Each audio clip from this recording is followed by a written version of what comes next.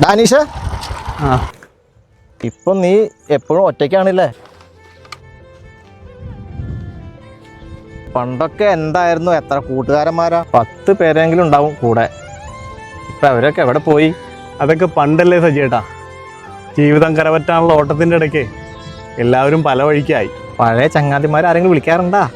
വിളിയൊക്കെ കുറവാണ്, എല്ലാവരും തിരക്കിലല്ലേ.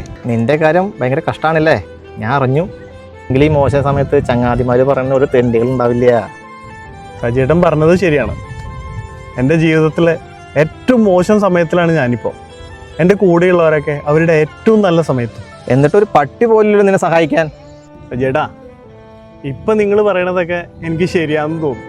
കാരണം അതെൻ്റെ അപകർഷതാബോധമാണ്.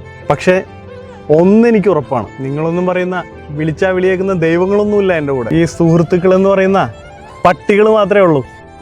ഇപ്പം ഞാനൊന്ന് വിളിച്ചാൽ പറന്നു വരും. ഒരുത്തനല്ല, ആ കൂട്ടം മുഴുവൻ. രക്തബന്ധമൊന്നും അല്ലെങ്കിലും അതൊരു പ്രത്യേകതരം ബന്ധ സജിയേട്ടാ. നിങ്ങളെപ്പോലെ സ്വന്തം കാര്യം നടക്കുന്നതിന് വേണ്ടി മാത്രം സൗഹൃദം സ്ഥാപിക്കുന്നവരോട് ഇത് പറഞ്ഞിട്ട് കാര്യമില്ല. പോട്ടെ സജിയേട്ടാ.